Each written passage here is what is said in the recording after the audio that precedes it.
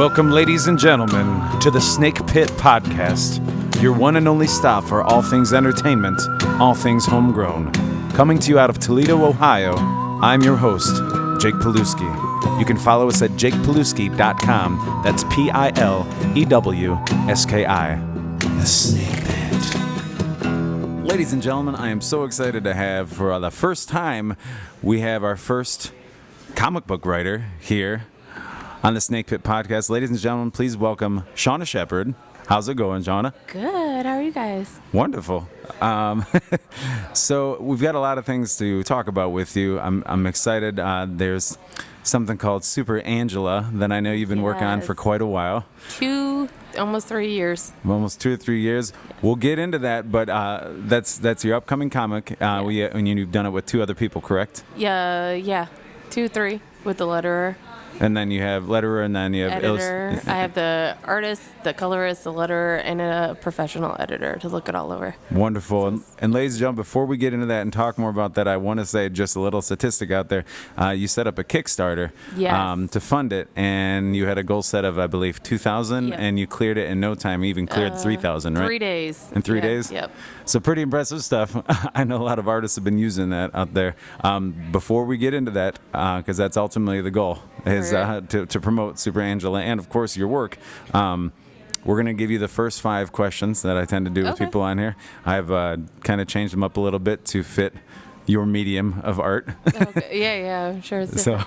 So here's the first 5. The first 5. Tell me, if you would, your first comic book or comic strip, your first experience with a comic. Other than like the Sunday paper, like I was pretty obsessed with those as a kid. As soon as like the newspaper would come, I'd like reach and like throw all the ads over because I'm trying to find like this one section because I'm still young and I don't understand that there's a section to look for. I'm just like, where's the pretty like pictures? Where's the cartoons? Yeah. Other than that, I stole my mom's boyfriend Archie comics at a young age that he had in storage. And then somehow somebody gave me like an X-Men comic, and that kind of opened everything. And my first, like, I guess, honestly, sexual attraction was Wolverine. I was like, oh, and he's my height. Like, so it was just like, it was this like short Canadian hairy dude. I was just like, he's slashing everybody's faces off. Like, so. And those who are listening that haven't read the comics, she's not necessarily talking Hugh Jackman, who's a good foot taller than Wolverine in the comics. Wolverine is 5'2" in the comics, yeah. So allow that to digest. Yeah. Well, what a jump from Archie comics to it was X-Men. Because there was blood. And like at the time, that's when a lot of the video game war was out, with everything being too bloody. So like here I am fighting these comics that are so much worse than these games. I'm like, if you only knew what I was reading. And my mom had no idea. I was just like, I'm gonna go pick up a comic, and she thought I was like in there with like, because she was under the impression I was reading stuff like Archie. And I would find really hot indie stuff that was even worse, like really graphic sexually. A lot of that taught me more than Cosmo did growing up. So it was just like, it was really, comics were my gateway to everything. Well, yeah, because even a young kid picks up, X-Men, and obviously some of the concepts of the stories are too much for a kid to even grasp, but you can still see blatantly what's happening violently on the page and sexually. Yeah, I have a funny story. I was with a friend a couple weeks ago, and his kids were in the car, and I picked up this, I can't remember what graphic novel it was. It was like free somewhere, and I was like, here, just read this. And he was just like, why are these 2 girls kissing? And I was like, give me it back. Like, I thought it was just like this cute little vampire comic. I had no idea. I was like, I don't know what I just gave your 7-year-old. I'm sorry. I don't know what he's seen before this. I thought the vampires sparkled like. Right. No, these ones make out. Like, so I was just like, oh, interesting. Well, so then that's a little background of how you got introduced to comics. I know asking this, I'm probably asking too much of you, just like anybody, any artist with any medium, but if you could pick a favorite comic book or comic book series or even just one issue, could you name that? Yeah, Nightmare World Graphic 1 by Dirk Manning, who is actually a local writer as well. Yeah. He's done huge things in the comic book world, especially locally, and I don't mean to toot his horn if he ever hears this. He's kind of my mentor and like kind of showed me what I should and not do, but Nightmare World 1 like the way he writes, like everything is connected. So even if you read his Mr. Ree series, like it's all connected with the Nightmare World. But Nightmare World 1, the first book, the first story is about this Irish thing I grew up with about I can't remember the word, I'm sorry. It's all right. It was just like this sea monster that comes out and like steals your soul basically. And like I was hooked from the very first story. And I only aspire to do what he's doing in D. And like he's kind of like he wants to call himself in India. I think he's like leaving us soon. Like he's huge. And like the way he writes and like how everything is connected. Like he takes his huge graphic novels that he does and like his little, I don't want to say little, but his Mr. Ree series, his comic books are all connected. Like every story is connected. So he's established his own universe, like Marvel or huge. DC would. Like, I haven't even begun to think on that level yet.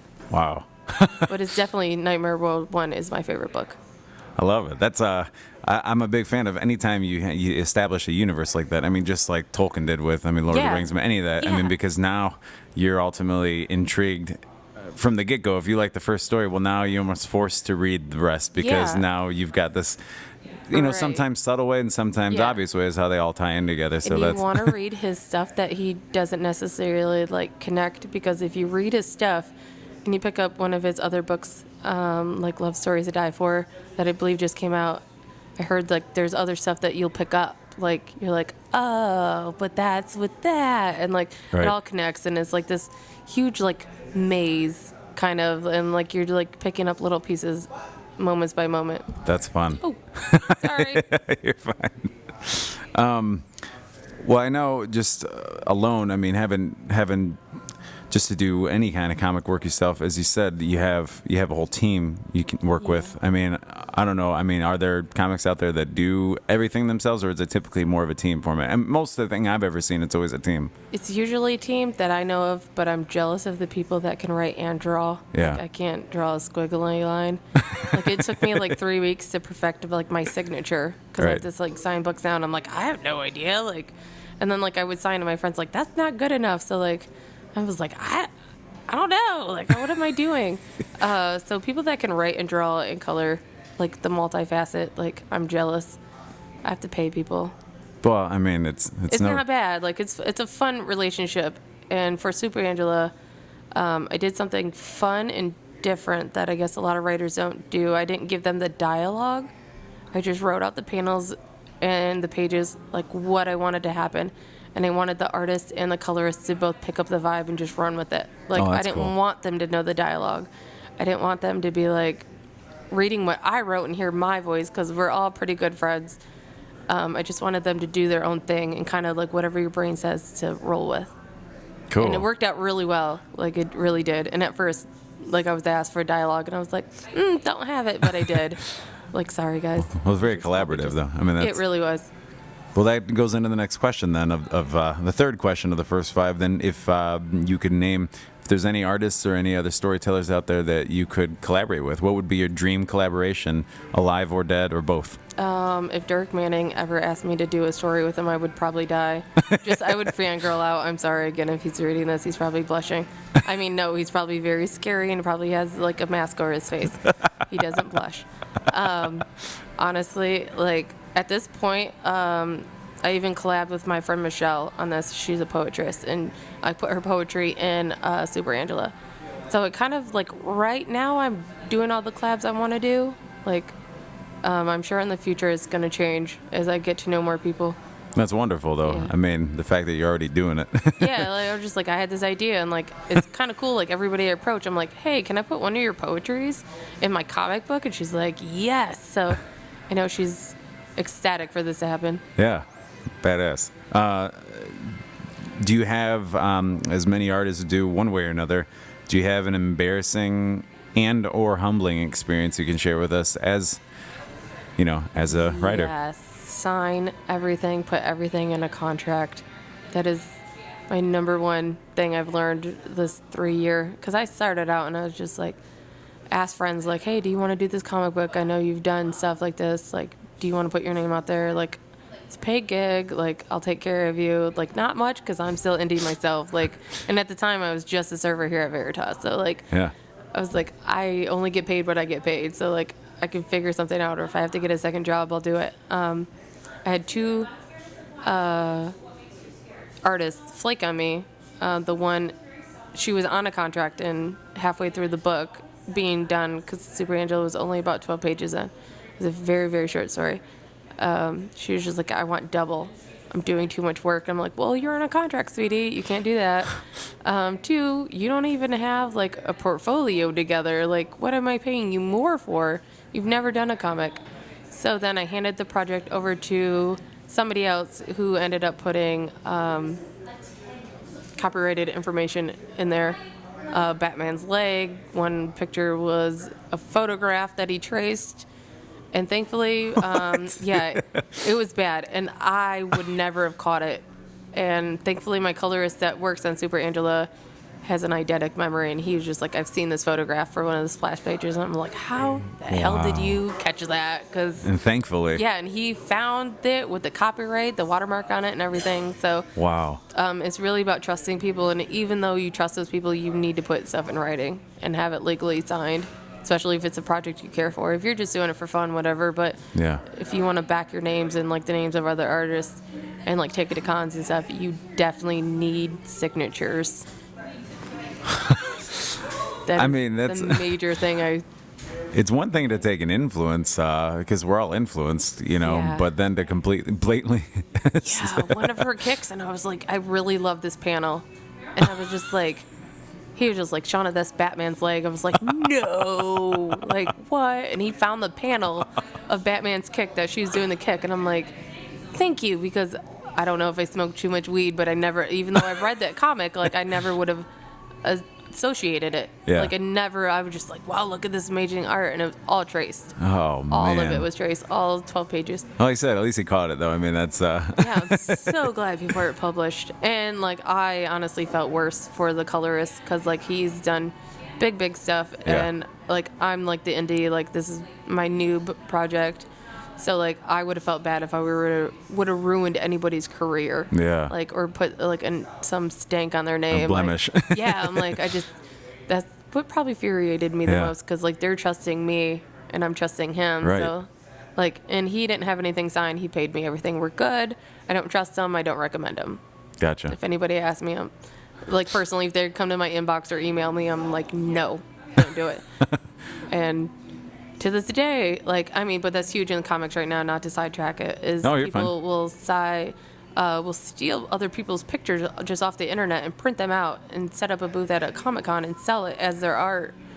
So it's kind of like, yeah, it's huge right now. So, like, all of this was going on with Breaking Cool was, like, letting people, like, know of certain events going on in different cons. And it was kind of, like, in the news. As this is happening to me, I'm like, you're one of these people. Like, what? And then, like, I had to go back and look at all of his stuff he had on DeviantArt and his website. And I had, like, professionals look it over, and they were like, nope, none of this is his work. So, Wow. like, and he was a friend. That's the part that sucks. Yeah. Like, Ouch. Yeah. Man. True colors. yeah. So definitely sign everything. Well, this might go into like what we've been talking about then, because the last question I was going to ask you is what pushes your buttons. Now, I mean, this can be on the negative sense, but it also can be on the motivational sense. Pretty much that. I don't like thieves. I Yeah. don't like anybody stealing work. Stop stealing work. If you don't have the talent, there's so many YouTube tutorials out there. Learn. Like, Right. especially if you have the talent to even trace well, because I can't even do that. I can't layer. Don't ask me to Photoshop shit. Like, it's not going to happen. And, like, if you have that talent, teach yourself or ask somebody. Like, in the comic book world is so small. Like, I'm in a few groups, and, like, the artists all will be like, hey, well, actually, if you're trying to do this, here's a tutorial, or let me show you how to do this. Like, everybody so far is so friendly. Like, you just have to ask. You don't have to steal or come up with another idea. I don't know. Right. Like, just don't steal. Well, so then on the flip side, what motivates you as an artist? Honestly, being creative. Yeah. Like, having everybody ask me if I'm going to, like, shop any of my stories to publishers, and currently, no. Like, I have no desire to do that. Like, I want to be able to, like, create a story in my head, figure it out on my own, work out, whatever I have to do. Like, I don't know. I've never even met with a comic book publisher. I don't know how much control they have, but, like, I don't want anybody controlling my creativity. Well, now more than ever, I mean, we live in a world where it is very accessible to put independent stuff out there, whether it's a novel or a comic book or a CD. I mean, there's there's ways to do it. Music, like if you put your own stuff out there, I can put my own stuff on Google Play. I can put my own stuff on Comixology. So like, unless if you can offer me like some huge deal, like I'm really probably not that interested. Right. Like right. I just. Creative control is a big thing. Although if I could pay somebody to run my Kickstarter for me, I would probably do that. That was the logistics. Over in like 2 days, and it's been the most stressful month of my life. Yeah. Because like you want to make sure you hit the goal, and then like once you hit the goal, and I hit it quick, I was just like, I wasn't thinking about stretch goals. Like now I have to come with stretch goals. So like again, like rookie mistakes, but like it's stressful. Like people will change their. What is the word? Like their pledges. That's the word I'm looking for. Yeah. They'll change their pledges, and then you're like, oh, come on. Like I was already up like $200. Like, so I'm just ready for it to be over. Well, speaking of your pledges, I have to bring up, I found very amusing. And some people probably picked up on it. I picked up on it immediely. I know what you're talking about, but your pledge levels all have the names of Aerosmith songs. Yep. And so explain how that came about. Hi, my name is Shawna Shepherd, and I'm in love with Steven Tyler. And that's it, right? They've literally been my favorite band since I've been young. Like, all I can remember. And, like, Steven Tyler's been, like, this huge movement in my life. Like, I put on my headphones and, like, I blare out Love in an Elevator, like, often. And people look at me like I'm crazy, but I don't care. It's something I'm comfortable with now. Yeah. But I really didn't know what I was going to name stuff until I went to write my Kickstarter. And then I was like, I'm going to go with what I know. And at first I was going to do Dream On, like lyrics and break them down. Yeah. But they didn't work out well, like the flow. So I was just like, I'm just going to name them my favorite songs. No, I mean, that was, aside from wanting to support you anyway, when I went on there, I saw the first one. I was like, Dream On. I was like, oh, that's fun. It's like Aerosmith. And then I saw the next one. I was like, wait a minute. So then I kept going because I grew up, as a kid. Yeah. I was an Aerosmith fan. I mean, actually, when I think I was probably 8 years old, and they released the album Get a Grip, and it had Crying on it. Yes. Well, I was 8, so I thought for sure this was just some new group that it was really good. Yeah. And I was like, Mom, Dad, I was like, can I get the Aerosmith CD? And it was a cassette tape. And like, yeah. Definitely. Yeah, I remember having and like I was like, man, why are they so okay with me getting this new rock band's CD? Well, they've been around since my parents were like, so I had no idea. So so I knew right away when I saw this, I was like, that's amazing. Yeah, I love Aerosmith. I'm not ashamed. Yeah. And they're supposed to be going on their tour. They're in Europe right now. They're supposed to be going on their like final tour. They're not breaking up. It's just they're not touring every year like they do. Right. Well, good for them. They're like 60s and 70s. They deserve a break. They've done this like every summer they go on tour. And they're still good at it, too. Yeah. Oh, my God. I seen them like 2 years ago in Canton, Ohio. Yeah. And it was amazing. But I have the savings, and I'm ready for them to release the U.S. dates. And they haven't yet. And I'm like, I have to book Comic-Cons, but I need to know when Aerosmith. So 2017 is this like huge waiting game between comics and Aerosmith for me right now. So it kind of fits, I guess, with the Kickstarter. Well, okay, so tying into that, then you talk Comic-Con is I've never had the privilege of going to one myself, and I know that I would just absolutely love it. But Toledo has its own version of that, and is it just Toledo based, this Fantasticon, or is that they something? They do, I believe, Indianapolis, and they have like 4 or 5 shows throughout Michigan. Like I know they do Birch Run, Ypsilanti, and Lansing. That I think Ypsilanti, don't quote me on that. But I know Lansing and I know Birch Run is one.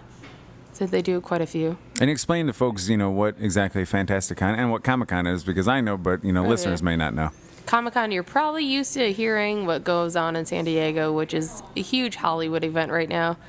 I have no interest in San Diego Comic-Con. Once I knew like 50 Shades of Grey premiered there, I'm like you Really? sold out. Yeah, just stop. Like, I want to be able to walk up to the artist, like, because I mean, you have your vendors selling comics, and then you have your indie artists, you have celebrities there, and I want to be able to approach them, like, Yeah. at least not for $100. Like, even I know Motor City gets up there, they get like the big names.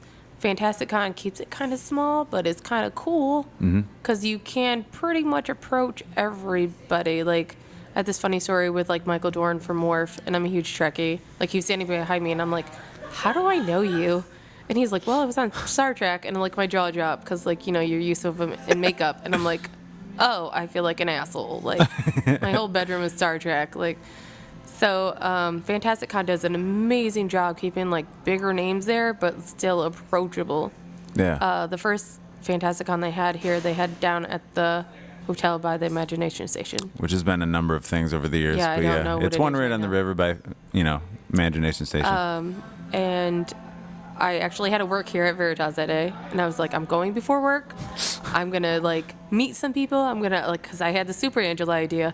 I'm gonna figure out what the hell I need to do to be one of these people. So that's when I also met Dirk Manning. He had this book, Right or Wrong, and I attended a few panels, and like I asked questions, and like was able to engage a lot of artists and writers from Toledo were there. So like I gotta get all my questions answered. That's the word I needed to say. Yeah, it's all good. So everything was answered, and I came to work, and I remember like Franz here I was probably like bugging him, like, oh my god, guess what just happened? And then like since it's closed here on Sunday, I took my niece on Sunday, and we had a blast. Like between panels, like the Michonne from Walking Dead, Yeah. her two zombies that she used to walk around with chains. No chains, yeah.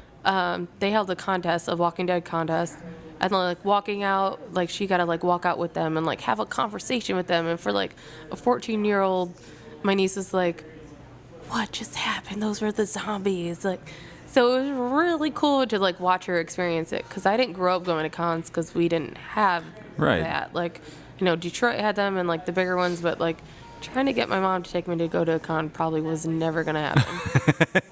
I had to wait till a grown up, and I did the bigger cons, but like it's a different experience when there's like 500,000 people or whatever the numbers are. I'm exaggerating, I'm sure, but like, and then like go to a smaller con like Fantastic Con where you could just walk up to somebody and Right. be like, hey, can you sign this? Can you do this for me?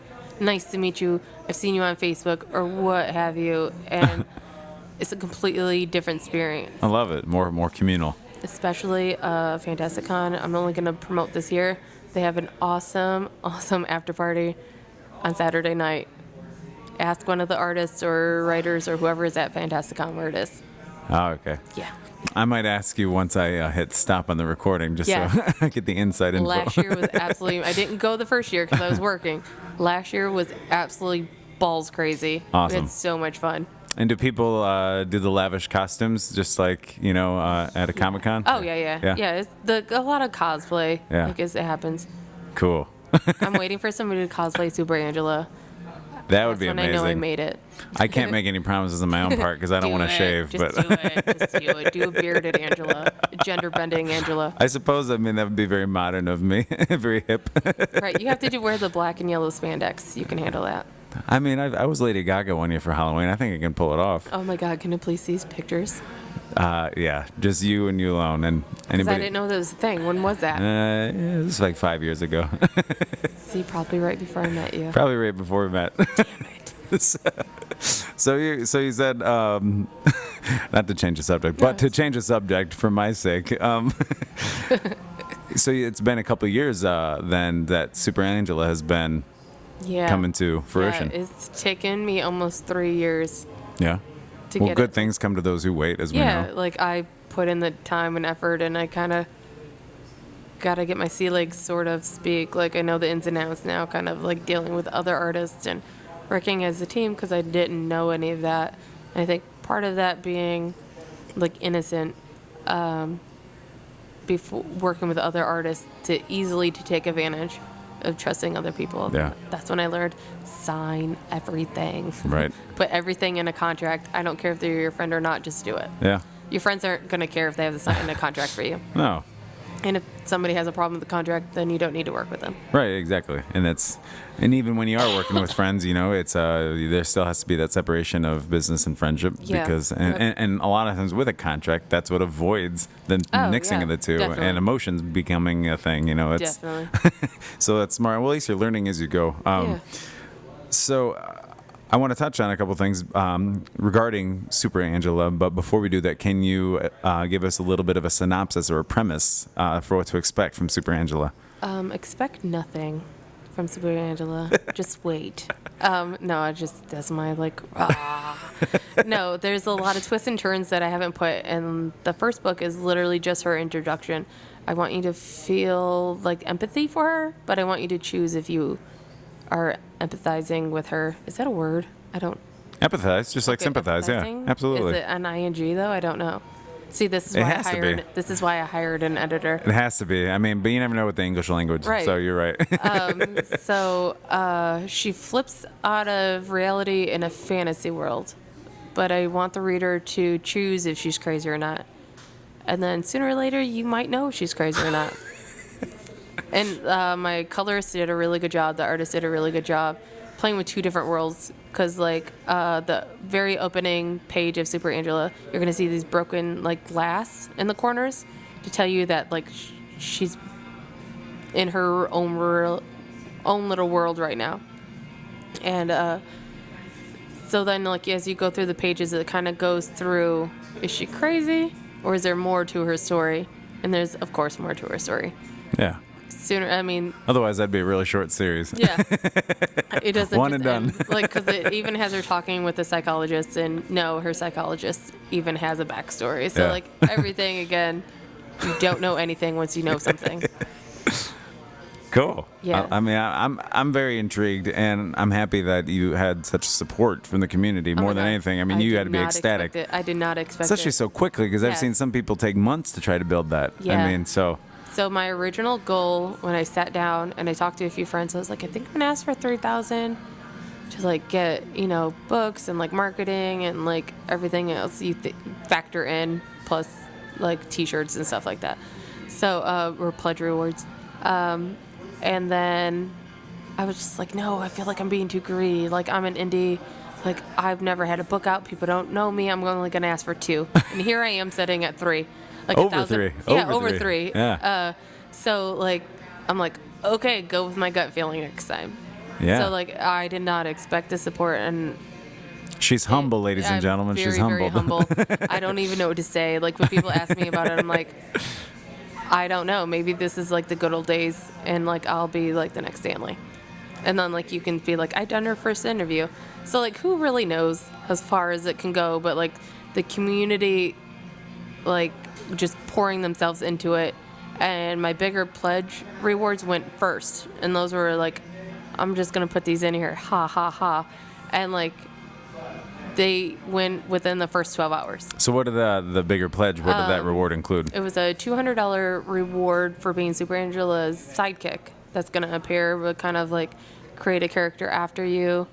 And then I had 3 villains that are going to be your character. We're going to base it off of you. Cool. I actually think I have 4 now, because this guy, Brandon, wanted to take on Super Angela. He challenged me, and I'm like, I will put a reward, and you will fight Super Angela. And I cannot promise anything. Genius on your part for coming up with that, Right. though. Who doesn't want to be in a comic book? That's what I'm saying. And they're going to get on the cover next year. Awesome. Or I'm hoping October, November of this year. That's awesome. So it was fun. I kind of put those on there just to be ha ha, this is what other artists do. Or this is what I've seen on other Kickstarters. And I did not expect them to go quick. I did not. So I'm really overwhelmed when I think of it. I'm blown away. Well, that's amazing. The community support, and as we continue to do these podcasts, we get to realize that there's a lot of support for what we're doing. Yeah. We just want to tell the world about it. Yeah, and right. because there's a lot of great things going on in town, as you've seen, and as Right. we're talking right now. So, Right. part of Super Angela, if you want to go further on this and that there's going to be like that's the sales of Super Angela is going to be given back to art supplies for children in need. Yes. If you would mind even just going a little bit of that. I had this idea, and at first, if you look at the original drawings of Super Angela, she's overly sexualized. I mean, she's always gonna have a boob window because I'm a rebel, and like people hate the boob window, and I'm like, no, she's gonna have a boob window. She has tits, like, and it makes an A, so like it makes sense. There you go. So it works. But I had this idea randomly. I was like, I want to give back. Like, I'm a server. I work in the restaurant industry. I don't make a lot of money. And I don't have kids, but I see like parents struggling every year to buy school supplies with that list that comes out, like setting in front of the registers, like what schools need what, like 50 glue sticks for like one elementary student, like grade K. And like I grew up as a broke kid. Like my mom didn't have that money, but I don't remember also having to bring that much. I know we had to bring like a few like Kleenex boxes, but like I don't ever remember like or what I looked up doing some research for this because I know it got outrageous. I wanted to know what elementary kids had to bring, and like one of them was like 25 glue sticks per student. Like why? 25? Why? Like what? You plan on eating the first dozen? Right. I'm like, and I know we did that as kids, so I'm like, is that a snack? Like, so, and I just know growing up as a broke kid, living. Hey, Shawna. Sorry. That is also not me. That's another person named Shawna. Yeah, she's not going crazy yet, folks. Just like, hey. Not yet. Like, I just feel bad for students. And, like, even the teachers, I feel bad for the teachers that, like, because if you don't get these supplies, your kids can't do. I always feel bad for, like, the parents that, like, are barely making it. And then, like, here's a teacher or a school giving them a list of like all the stuff to buy, and I want kids to know that they always have that opportunity to do it. Like I'm 34 and I'm finally just doing it because I thought I had to do certain things at certain times, and you don't. Do whatever the hell you want to do. Like whatever your soul is telling you to do, just do it. And as you said, because I've met you because initially because you were serving at a place that I was playing music. Yeah. And so do what you want to do. Also realize, you might have to do some things you might not necessarily consider your top choice in order to supplement the finances in order to fund what you want to do. You're going to have to make sacrifices. Yeah. Like, but you're going to have to, even if you land a great job, but it's paying really well, you might hate that job, and that's a sacrifice for your peace of mind. Like, so if you want to go into digital art and work for Disney, you're going to have to probably sweep up floors after the other artists or something. I don't really know what to do. But, like, there's something, and you're just going to have to deal with it. Yeah. You're just going to have to do it. So I guess that ties into what I always ask folks when they come on here, is to give some advice. I mean, would that be your advice to aspiring artists out there, whether they're already involved or they're looking to get involved? Yeah, don't be too cocky. Start where you can. Get a job where you can. Get in the industry, get your foot in the door, so to speak. And I literally went into serving because that's where all the actors I know, actors and artists, always serve. So I was like, I'm going to go be a server. And then, like, that's it. Veritas was hiring. So I was like, I'm going to go try to get a job here. And, like, me and Franz hit it off. And I love Franz. And, like, he gave me a chance. And I was just like, this is where everybody starts out, is serving. It's true. So and even some of that, like the big actors in Hollywood, they're always servers. Even if they've already made it in an A-list movie, but they're only a supporting role. Right. If they're not taking on a TV role, a lot of times they go back to serving tables till they get there. And always serve as much high class as you can. From what I've learned, like Chili's is amazing, Applebee's might be amazing. They have the volume, but you want those ticket numbers to be higher. You want a $150 table. You don't want the $30 tables. So you're also telling me that at one point I'm going to have to get back on here to talk about the service industry and the tipping concept. Yeah, we're going to have to talk about that. That's a whole nother podcast show. That's just me. Some people like the volume over the formal diming. I like formal. Yeah, much as formal, especially if serving isn't your be-all end-all passion and you're doing it to supplement in order to be able to Right. It definitely. Make I mean, art. every experience you'll take some experience from. I worked at McDonald's, and even when I serve now, I still think about, like, as much as I hate McDonald's, I still think about how much they told you to be friendly in the face, even though that doesn't happen in their restaurants for the most part, and you can edit that out. They if you tried. want. They tried. Yeah, they tried. Like, they have this great business plan, but like, just always put a smile on, no matter Yeah. what. Like, so it was cool. But like, yeah, it's just. Well, at least you don't have to do that as a writer, though. You can write and print it and press it, and you can be frowning the whole time. I mean, until I do Comic Cons. there you go. And then I have to. That smile comes back, and then you have to act Just like be you the care. masked writer. Yeah. Oh, damn it! I think Dirk Manning's already doing that. Right. No, he doesn't wear a mask at cons. But like, yeah, like you really need to care about your craft at the end of the day. Yeah. Like no matter what you do. Well, you do, and it's very admirable. Thank you. I was excited. It's like I said, I mean, you and I met through, working Here. at a bar. Yeah, Here at yeah, Veritas. yeah. A little plug for Veritas. Is Yeah. where we record it.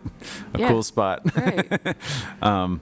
So I'm glad that we got to meet that way, and I'm looking forward to Super Angela. No, this is huge. Thank you. I do have to ask, though, now that we're on, since we've been talking about Oh, yeah. the comic book world and its influence, as we said, in the film industry, because Right. it's the biggest franchises in probably in the history of film. I mean, look at what Marvel's doing with, as we talked earlier, connecting universes. I mean, look at what they're doing with, you almost have to watch all 30 do. movies they're You going to do. have to like make sense out of all of it. Until like they do an X-Men movie, and they like just kill the deadline or the timeline. But don't Right. get me started on that. So now I have to ask you, because a lot of people will be wondering this that are listening. You're casual and you're hardcore. Right. Are you Marvel or are you DC? I'm Marvel. Marvel? Yeah, I grew up with Marvel. I grew up with X-Men. Like, the only thing is, like, she's over there with her Loki tattoo, right? Yeah. I grew up thinking Thor was the dumbest character ever. I'm like, how did they have rights to a Greek god? Like, what is going on? Thank you. It was Thank you. dumb. And I then, thought like- that the first time I even heard of him, and I Right. was just like, and then I seen what? the movie, and I'm like, he's so hot. Like, if we're gonna like Thor, we're okay with Thor. See, I was ticked that he had a beard. Even though I like beards, obviously, I was ticked that he had a beard. I was I like, want them to bring back the helmet. The helmet. The wing helmet. maybe they will for Infinity War. Yeah. I also want the yellow and blue suits for X-Men, which I don't think they'll ever do. But they did the nod in the Yeah. one movie for Wolverine. Yeah, yeah. Was it the yellow and blue, or was it the maroon and The yellow? maroon, Yeah, yeah. because that was my favorite, was the Yeah, maroon and yellow. Yeah. They didn't do the yellow and blue Hugh Jackman yet. I don't know if he'll let that happen, but Maybe he'll bust it out for one last, The last little one. cameo in Logan. oh, and that's a huge thing with Logan. Like, because of Deadpool did so well with being rated R, greenlit. Logan Yep. is gonna be rated R, and I've been waiting for this movie since I was 10. Cause like when you watch Wolverine in the movies, he's such a pussy, and then like, I'm sorry, like they tone him down so big, and then when you like, and they with also gave Logan- him an extra foot of height. Yes, as well. Like Hugh Jackman he does a very well Wolverine, but he's not Wolverine. Like there's a lot of blood and gore. Like the Wolverine game is better than the movie. Oh, the game was amazing. It's how the movie should have been. Yeah. But they like were like afraid of the audience reacting to the blood and gore and stuff. So hopefully I'm ready for like Here's the March hoping. 3rd. I think it comes out. Yeah, I don't know. Those are the one movies I actually pay the full ticket Yeah. price to go see. Yeah, I will Because see that. I'm all about the $5 Tuesdays, but like sometimes I can't tolerate the $5 Tuesday crowd, and it's not worth Oh it. yeah, that's true. It's just not worth it. I'm like, Yeah. I'll pay double to avoid that. I've seen every Marvel movie opening weekend other than Fantastic Four that came out like 3 years ago. so was you actually- even see the non-Marvel Studios movies in yeah, the I see theater. everything. Okay, cool. And that's the only movie I didn't see because I was at an Aerosmith concert. Well, that's acceptable. And from what I hear, you weren't missing Turn it much. around. No, and I've still never seen this movie. Yeah. I was just like, if I'm missing it, I'll never see it. And then like I've seen the bad reviews, and I was just like, I'll never touch it. I heard it was worse than the first go around, and I'm like, because I didn't think heard it those were was great to begin with. I heard thought it they were was all right, really but I heard it was bad. really bad. Yeah, it was really bad, and I don't even know that for sure because I'm afraid to see it. Well, here's the hoping that Super Angela gets picked up movie rights. That would be awesome. And if not in the near future, then, Who knows? 10 years from now. Right. I mean, Van Gogh, hopefully this isn't, I your don't wanna fate. die Van Gogh was before dead she before takes he off. even got, and now nobody knows the true mystery behind the ear and everything. So, Right. well, what a weird way to end this one. Right. But I didn't want to expect any no, less. it's all right. Shawna Shepard, let us know where we can get on board with Super Angela. Kickstarter, obviously. Kickstarter, yeah. And then I'm doing my book release party at Black Cloister Brewing on Monroe Street, March 2nd. But the fun thing is going to happen, as much as I want you to there for that and our trivia, that we're going to try to take everybody out with trivia. March 4th at Sean's Anime on Monroe, we're doing art supply drive for Super Angela. I have special swag there if you bring crayons or whatever there. I'll have books for sale, but please bring some crayons or something, art supplies-ish. That's so awesome. We're gonna donate it to a classroom. Is like the main goal of all of this. We're trying to like take a classroom under our wing and kind of like supply them for the year. Yeah. To like take a, if not, we're just gonna donate it a bunch of stuff to a bunch of kids. Like so. Well, that's awesome. Yeah. Can you imagine if one of the big comics did that? What They they'd pay don't. for? Like yeah, they haven't, and like, and I'm not like knocking them because No. everybody has their own agenda, but Right. like I want to give back, and I love Toledo, and I love Imagine School of the Arts, and I want to like help out because I live between like 0.4 miles from here. My world is literally Old West End, Uptown, and Downtown. Mm-hmm. Like that's all I really see of Toledo, months at a time. Like Hey. I shop down here, I do everything down here. So True artist. yeah, I want to give back to my neighborhood. Yeah. Is my main goal. Yeah. Well, there's one other store that I know for a fact you'll be able to have Super Angela sold in, Yeah. because I'm trying to tie this whole artist universe in Toledo together, Yes. just like as we're talking Right. the comics. So. Ryan Roth that was on there. Yeah, He and his yeah. lady Sunny opened up a place in White House called Sweet. Rising Sun. It's photography, which she does, Oh, and awesome. gallery. So it's an art gallery. So Oh, that's awesome. any novel, any Right. music, any comic book No, I had no idea. that's local, they're going to sell it in their shop. And they're going to give you That's most of the awesome. kickback, without taking, everything that you own Right. just to sell it. So and that's why I love Toledo. there you go. Because I feel like you only find that shit here. Right? Keep it local here, and that's one thing I appreciate. And that tender love and care. Yes, yes. Well, Shawna Shepard, ladies and gentlemen, Thanks, the very first, the inaugural comic book artist. Nope. Comic book writer. Writer. I mean, you are an artist. You are an artist. I'd like to think so, but Yeah. I need the shirt that says I'm just a writer.